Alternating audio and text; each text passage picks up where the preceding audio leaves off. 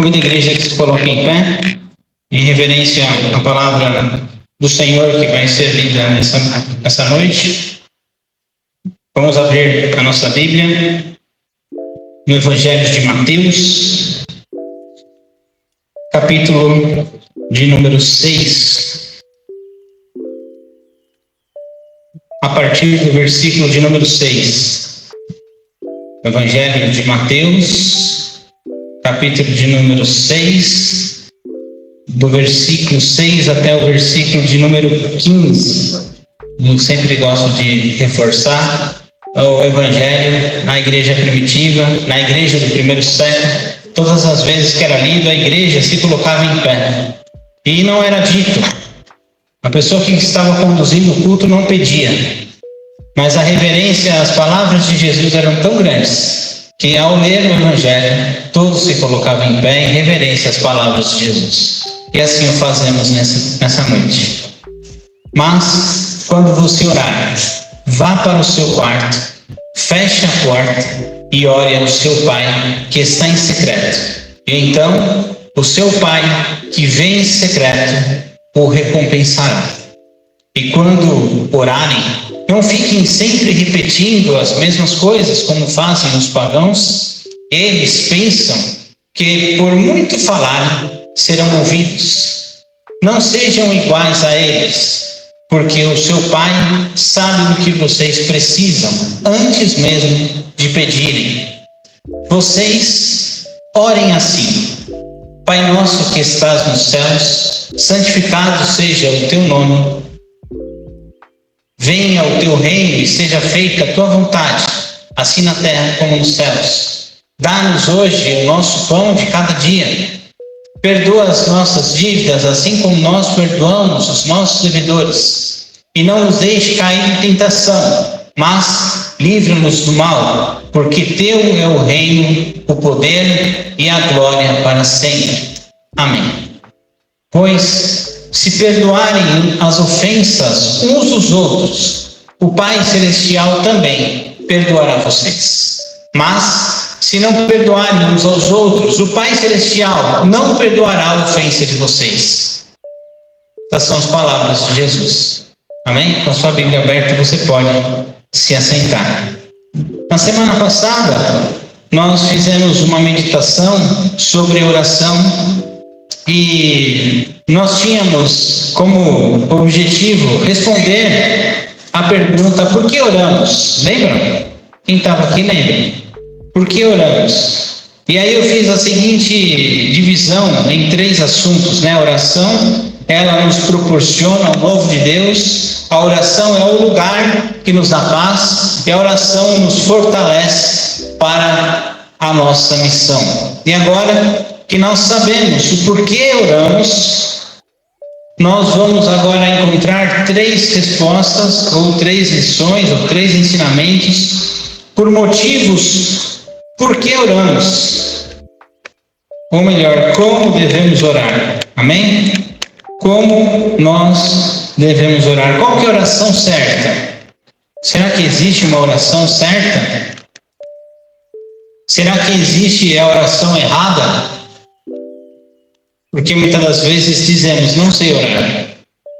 Quando falamos isso, talvez é porque ficamos com insegurança de que a forma como oramos não é a mais apropriada. Será que as pessoas vão ficar reparando a forma como eu faço a minha oração? Será que vão ficar cronometrando a ver? Será que vai demorar muito?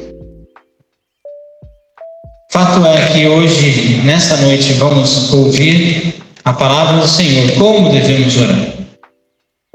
Versículo de número 6, que inicia a nossa reflexão, fala sobre a oração estar ligada com a intimidade. Quando você orar, vá para o seu quarto, feche a porta e ore ao seu Pai que está no secreto. E então o seu Pai que te vê no secreto o recompensará. Eu gosto muito desse início de trecho de versículo em relação à oração do Pai Nosso, que faz uma abertura, uma introdução.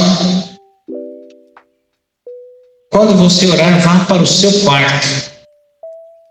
O quarto é um local de muita privacidade.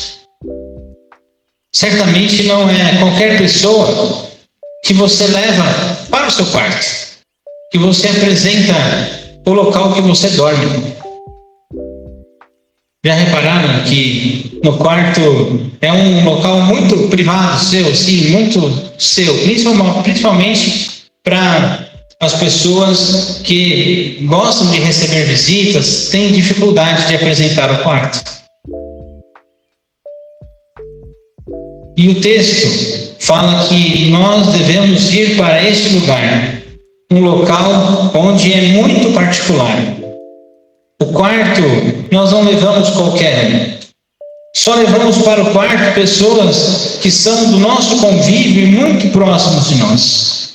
Orar no quarto, de porta fechada, requer de nós uma intimidade maior, uma privacidade com aquele com o qual nós iremos falar. Porque a oração é uma conversa. Porque a oração é um diálogo que nós temos com Deus. E por isso é importante estar no local que é de toda a privacidade. E é por isso estarmos com as portas fechadas. Porque este é um momento singular onde nós vamos falar com o Senhor.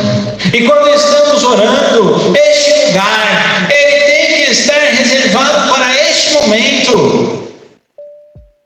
Não tem como estar ou iniciar uma oração com a cabeça cheia de informações que logo possam tirar o nosso foco, que pode distrair rapidamente ou até mesmo algo que pode interromper a nossa oração. Um telefone toca, não pode ser mais importante que a oração. Nada pode ser mais importante, nada pode ser mais valioso do que estar em comunhão com esse Pai. No quarto, existem pertences que são confidenciais. Não é tudo que tem no quarto que você fica mostrando para as pessoas. Embora que hoje em dia as pessoas gostam de expor as coisas na internet, né? Fica tirando foto, né? Mas tem muita coisa que mesmo assim não é postada na internet. O quarto é o local de guardar coisas pessoais, particulares ou secretas. A oração no quarto é para manter a ideia de ter uma intimidade tão grande com Deus, que só neste lugar que você vai ter a liberdade de confessar o seu pecado. Ou até mesmo de agradecer uma bênção que nem todo mundo estava esperando. Orar com arrependimento é algo central, porque quem não se arrepende continua rendida ao mal. Quem não se arrepende continua praticando os mesmos atos de uma forma inconsciente ou ainda consciente. Deus não ouve pessoas nessa condição, que não se arrependem. Seguindo no verso de número 7, onde nós devemos evitar repetições.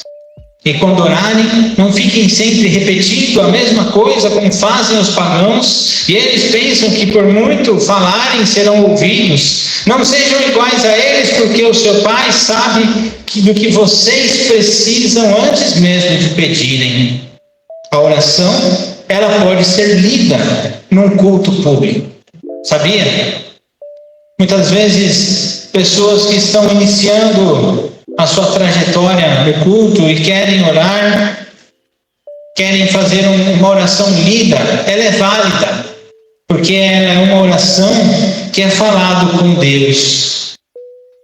É algo sincero, particular, que foi meditado antes de ser lido Sim, elas ajudam como instrumento litúrgico para quem nunca orou em público. Mas a oração não pode ser uma receita de bolo.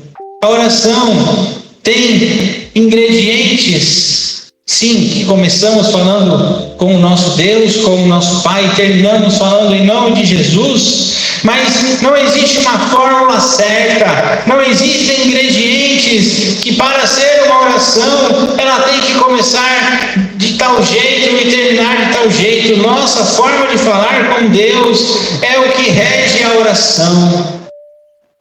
É na oração que nós mantemos o diálogo com o Pai. A oração do Pai Nosso acaba sendo algo decorado.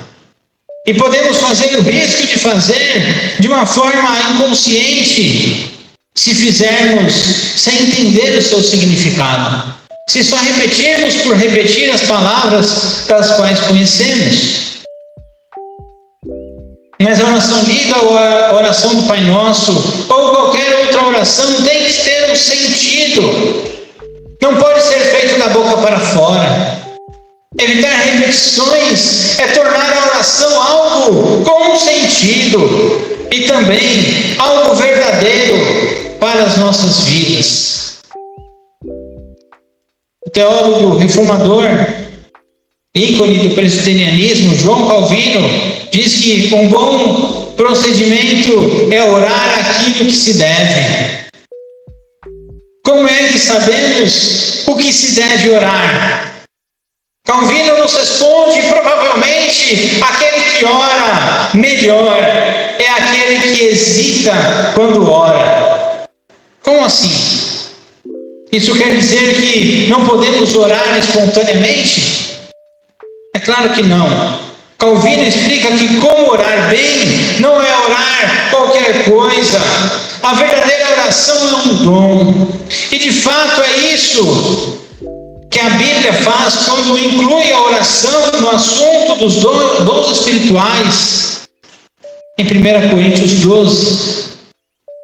E quando nos manda orar no Espírito, em 1 Coríntios 14.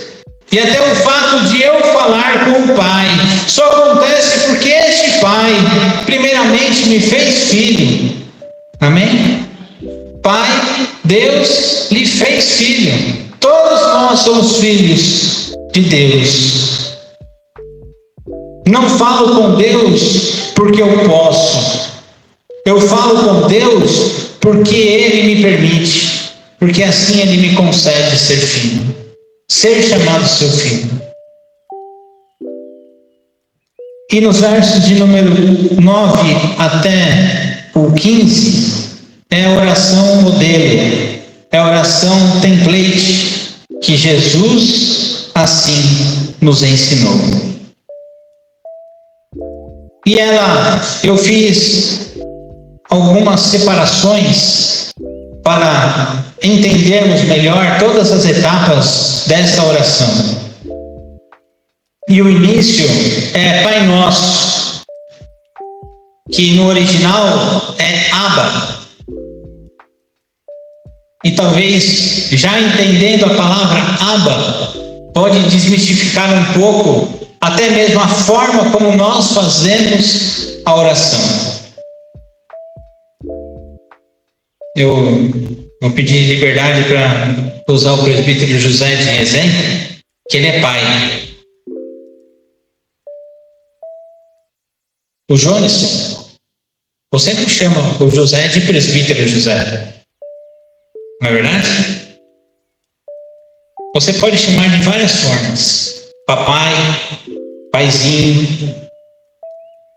Mas vamos confessar que depende do momento. Quando você quer alguma coisa, você vai fazer: papai querido, meu pai favorito, é uma... O Abba proporciona para nós esse entendimento, uma intimidade maior com carinho. Só que sem interesse. Eu usei o exemplo do interesse só para ilustrar o início. é uma oração como você está falando com alguém muito querido de você. O Abba requer uma aproximação sua para com Deus. E a continuação disso é que estar nos céus nos leva ao reconhecimento da soberania de Deus para conosco. Ainda que tenhamos intimidade com esse Deus, ainda que tenhamos intimidade com esse Pai, com esse papaizinho querido, nós reconhecemos a nossa diferença entre Ele, porque Ele é o Senhor, porque Ele é o soberano sobre nossas vidas.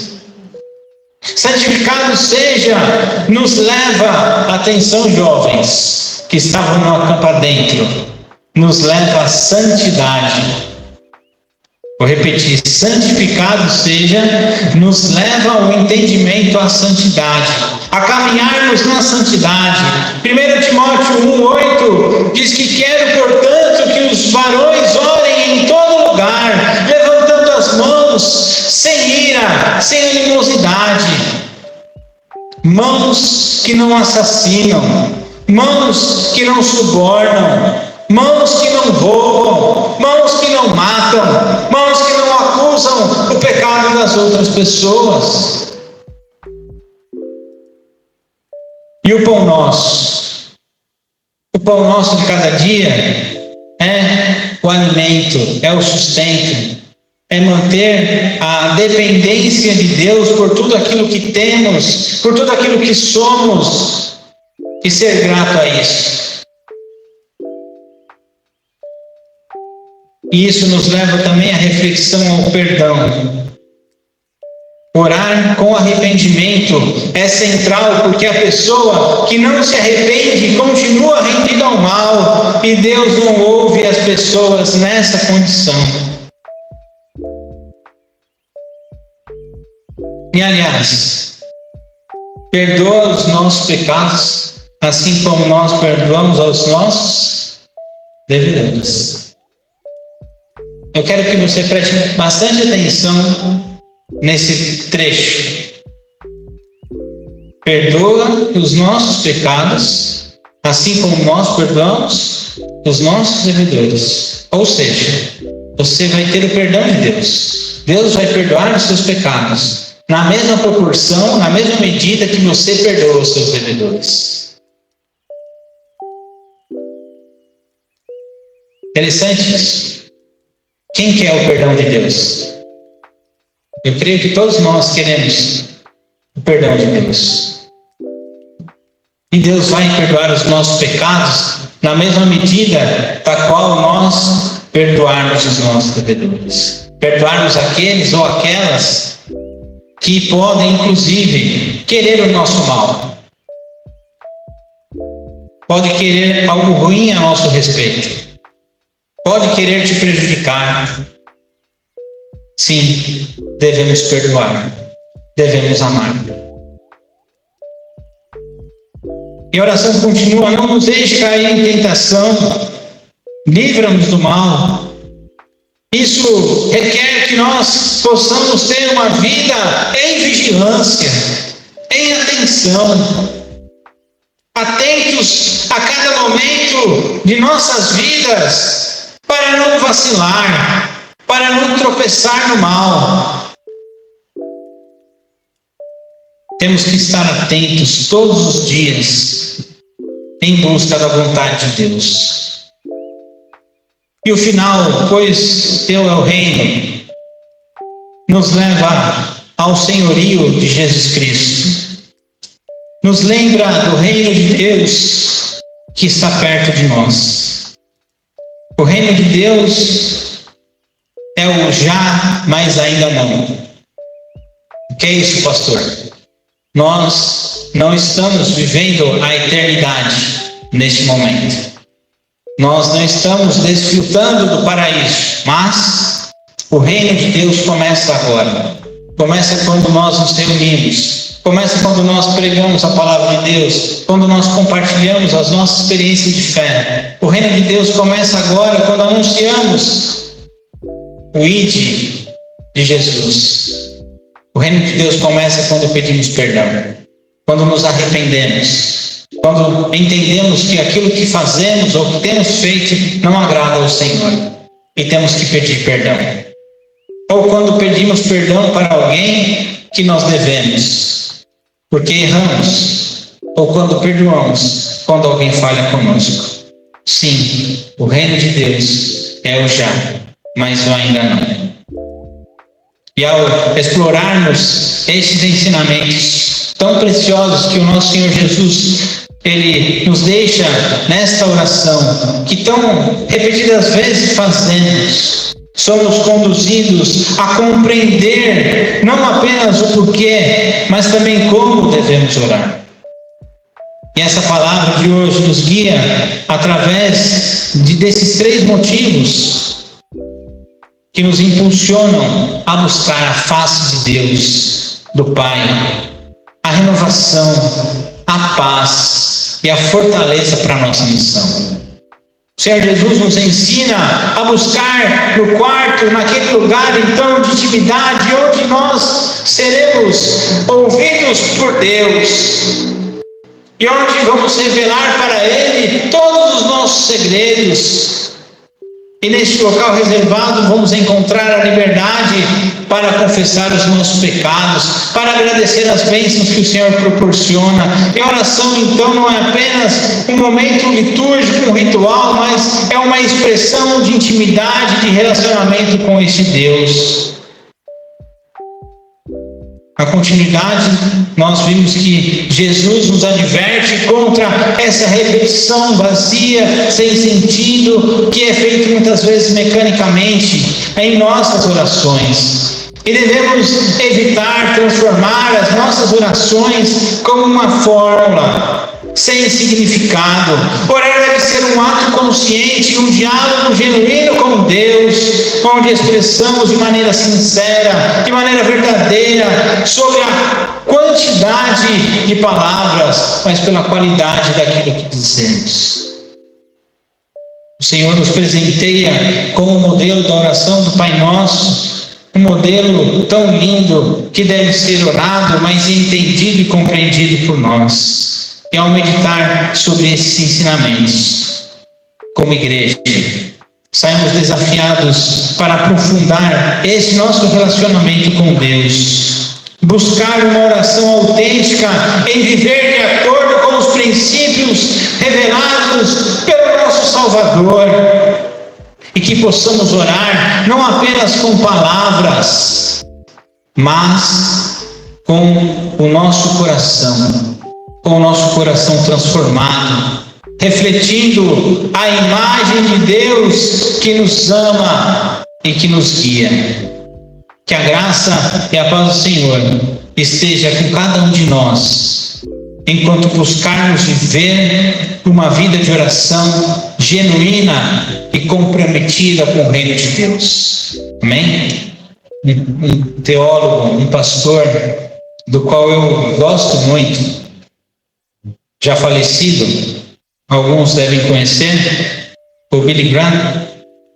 Ele certa vez foi questionado sobre a oração e perguntaram para ele se ele se arrependia de algo que ele não tinha feito em seu ministério, ou se algo ele deixou a desejar, o que ele faria a mais do seu ministério.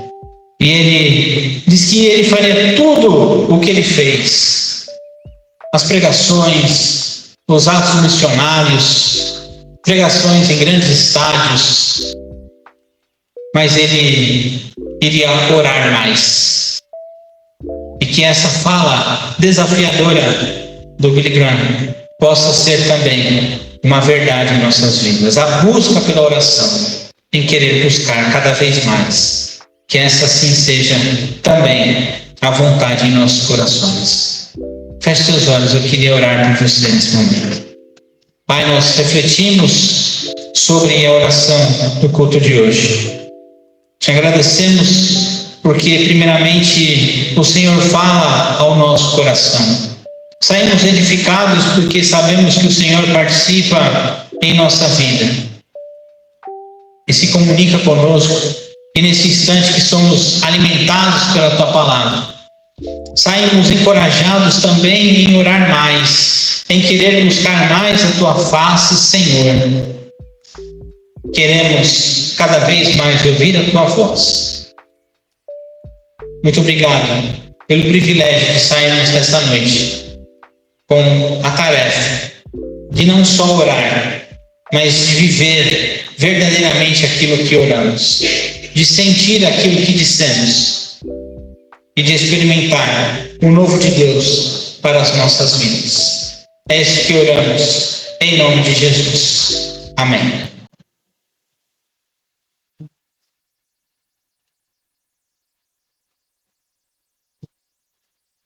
Convido a igreja se coloque em pé. Vamos fazer todos juntos a afirmação de fé, aquilo que cremos, que será transcrito. Todos cremos na Santa Trindade, que é um modelo de comunhão, unidade e amor. Cremos no Deus Pai, Criador dos céus e da terra e de todos os seres humanos.